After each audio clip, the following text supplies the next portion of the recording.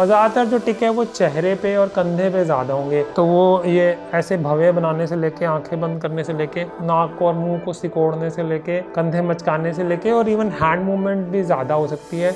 आवाज़ वाले टिक में जैसे गला साफ करना जब गला ख़राब नहीं है, गला ऐसे ग्रंटिंग टाइप करना, उसके बाद अचानक ही चिल्ला देना, दोस्तों को बनाने में दिक्कत आएगी, स्टूडेंट्स हैं तो उनको अपनी पढ़ाई लिखाई में भी दिक्कत आ सकती है कंसंट्रेट करने में, और उसके बाद कोई बड़ा है तो उसको अपने काम करने में परेशानी आ सकती है। नमस्कार दोस्तों, हम बात करते हैं एक 12 साल के बच्चे की जो कि मुझे दिखाने आए। तो उन्होंने बताया कि बचपन से ही उनकी टीचर जो है उनको शिकायत करती थी कि ये ना बड़े चंचल से हैं।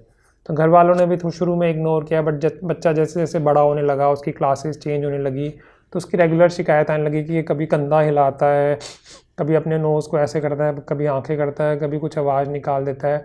उसकी वजह से क्या होता है कि सारी क्लास का कंसंट्रेशन ख़राब हो जाता है, सब लोग हंसने लगते हैं, बाकी बच्चे उसका मजाक उड़ाते हैं, टीचर भी नाराज़ हो जाती है। एक दो बार तो उस पर हाथ भी उठा दिया गया, फिर उसे प्रिंसिपल के पास लेके जाया गया। फिर भी जब इम्प्रूवमेंट नहीं आई तो घर वालों को शिकायत की गई, घर वालों को बुलाया गया। उसके बाद घर वालों ने उसको समझाने की कोशिश की, फिर उसकी धुलाई की, फिर उसके बाद पीडियाट्रिशियन को दिखाया तो उन्होंने कहा कि इनको टिक डिसऑर्डर है, इसके लिए आप किसी स्पेशलिस्ट को दिखा लीजिए। जब वो मुझे दिखाने आए तो ट्रीटमेंट के लगभग, क्योंकि टिक्स बहुत ज़्यादा नहीं थे उस बच्चे में, तो लगभग 1-2 महीने के ट्रीटमेंट में ही वो बिल्कुल ठीक हो गया, जिस पे माँ बाप काफ़ी शर्मिंदा हुए, क्योंकि मीन टाइम उन्होंने रिसर्च भी की और मैंने भी उनको बताया कि इसको बेटे को ये प्रॉब्लम है और आपका बच्चा जो है वो जानबूझ के ऐसा नहीं कर रहा है। दिमाग में कुछ सर्किट्स इस तरह से होते हैं और डोपामिन करके केमिकल जो मात्रा बढ़ जाती है, उसकी वजह से कुछ एक्स्ट्रा मूवमेंट्स होती हैं जिसको हम टिक कहते हैं। तो इस वीडियो के माध्यम से हम टिक के बारे में पूरी तरह से जानेंगे, ताकि जानकारी से उन बच्चों की मदद की जा सके जो इस परेशानी से परेशान है। तो टिक का मतलब होता है sudden, rapid, non rhythmic, stereotypical motor और वोकलाइजेशन। तो इसका मतलब क्या है? सडन मतलब अचानक, जैसे आंखें मचकाना, कंधे झटकाना, जीभ बाहर निकालना, तो ये क्या हो रहा है? अचानक, सडन। उसके बाद है दूसरा वर्ड रैपिड, मतलब फास्ट, जैसे आंखें फटाफट मचकाई जा रही हैं, ऐसे नहीं कि ये धीरे धीरे हो रहा है। तो या हाथ की मूवमेंट ऐसे हो रही है तो वो फटाफट हो रहा है, या तो फटाफट जो है वो खांसी आ रही है। तो एक तो सडन हो गया, दूसरा क्या होगा? रैपिड। उसके बाद है नॉन रिदमिक। रिदमिक मतलब कोई ऐसा कोई रिदम नहीं है, जैसे मेरा हाथ इस टाइम रिदम में है, बट ऐसे जो झटका लग रहा है इसमें कोई रिदम नहीं है, तो ये हो गया नॉन रिदमिक। उसके बाद जो अगला शब्द है वो बहुत ही इंपॉर्टेंट है, वो है स्टीरियोटिपिकल। स्टीरियोटिपिकल का मतलब क्या होता है? जैसे मैंने अपने हाथ से अपने बाल सेट किए, तो ये इस पर्टिकुलर एक मूवमेंट का बेनिफिट है कि अगर मैं ऐसा करता हूँ तो मेरे वीडियो बनाते बनाते अगर बाल नीचे आ गए हैं तो वो सेटल हो जाएंगे। बट अगर मैं ऐसे कोई मूवमेंट करता हूँ, या फिर मैं ऐसे झटका मारता हूँ, या मैं वीडियो बनाते बनाते ऐसे जीभ निकालता हूँ, या अपनी आँखों को इस तरह से बंद कर लेता हूँ, तो इससे वीडियो बनाने में कोई भी हेल्प नहीं हो रही है, कोई बेनिफिट नहीं हो रहा, और बच्चा ऐसा करना भी नहीं चाह रहा है। मैं बच्चा वर्ड क्यों यूज़ कर रहा हूँ? क्योंकि अक्सर ये प्रॉब्लम 5-6 साल की उम्र में स्टार्ट होती है, और जो पीक होती है वो लगभग मिड टीन एज में होती है। 12 से 14 साल की उम्र में जो है काफ़ी लक्षण बढ़ जाते हैं, और कई बार ऐसा भी होता है कि उम्र के साथ काफ़ी बच्चों के ये लक्षण अपने आप चले भी जाते हैं। तो ये हो गया नॉन रिदमिक। उसके बाद 2 वर्ड्स हमने और यूज़ किए थे, एक मोटर और वोकलाइजेशन। मोटर का मतलब होता है शारीरिक, मतलब मोटर मतलब फिजिकल एक तरह से, और ज़्यादातर जो टिक है वो चेहरे पे और कंधे पे ज़्यादा होंगे। तो वो ये ऐसे भवें बनाने से लेके, आंखें बंद करने से लेके, नाक और मुंह को सिकोड़ने से लेके, कंधे मचकाने से लेके, और इवन हैंड मूवमेंट भी ज़्यादा हो सकती है। अब किसी को टूरेट सिंड्रोम है तो उनको कॉम्प्लेक्स टिक्स भी हो सकते हैं। तो ये तो हो गए मोटर टिक्स। उसके बाद हो गया वोकल, मतलब आवाज़ वाले टिक।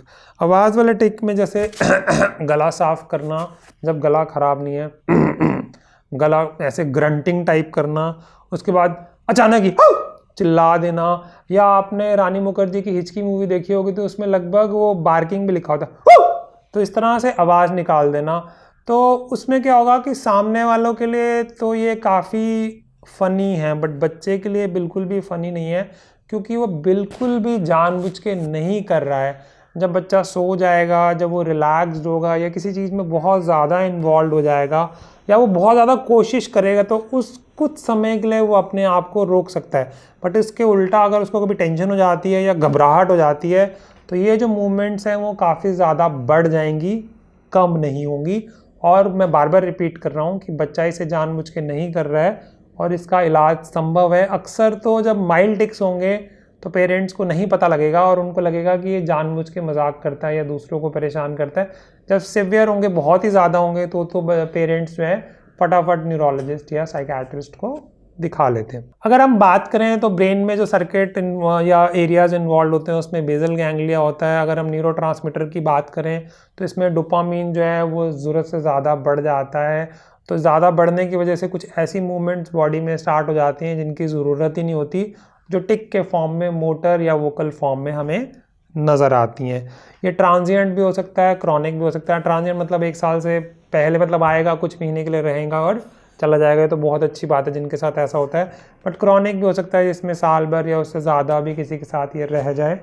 अक्सर ये, जैसे कि मैंने आपके साथ डिस्कस किया था, 5-6 साल की उम्र में ये शुरुआत होती है, 10-12 साल की उम्र तक और बढ़ जाता है और कई बार तो 18 साल की उम्र से पहले ये चला भी जाता है। और ख़ासकर 2/3 से हाफ अगर हम रिसर्च की बात करें तो 66 to 50% जो बच्चे हैं उनका 18 साल की उम्र से पहले ही ये ख़त्म हो जाएगा। लेकिन जैसे रानी मुखर्जी की हिचकी मूवी थी, उसमें तो उनको एडल्टहुड में भी था, तो उसमें तो जाने के चांसेस नहीं थे अगर किसी को उतना लंबा रह जाता है।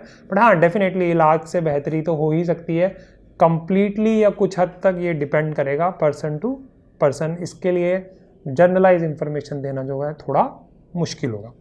उसके बाद हम बात करते हैं टूरेट डिसऑर्डर की। तो जॉर्ज गिलियास दी लार्ज जो टूरेट हैं, उन्होंने सबसे पहले इसे डिस्क्राइब किया था, इसीलिए उन्हीं के नाम पे टूरेट सिंड्रोम है। टूरेट सिंड्रोम में कुछ खास बातें जो हैं वो ये है कि इसमें मोटर टिक भी होंगे, इसमें वोकल टिक भी होंगे, तो ये बॉडी वाले भी होंगे और आवाज़ निकालने वाले जो मैंने आपको आवाज़ें निकाल के दिखाई थी या वो भी होंगे। उसके बाद सिंपल टिक्स भी होंगे, कॉम्प्लेक्स टिक्स भी होंगे और ये क्रॉनिक होगा और ये 18 साल से पहले शुरू हो जाएगा। तो सिंपल टिक्स तो मैंने आपको ऑलरेडी करके दिखा दिए। जो कॉम्प्लेक्स टिक्स होते हैं उनके बारे में अगर हम बात करें तो कॉम्प्लेक्स मोटर टिक्स जो होते हैं उसमें होता है स्मेलिंग, फिर उसके बाद जंपिंग, फिर उसके बाद टचिंग, छूना चीज़ों को। इकोपैरेक्सिया मतलब अगर सामने वाला हाथ हिला रहा है या उसने ऐसे किया या उसने ऐसे किया तो उसने भी उसको कॉपी किया, तो एक्शंस को कॉपी करना।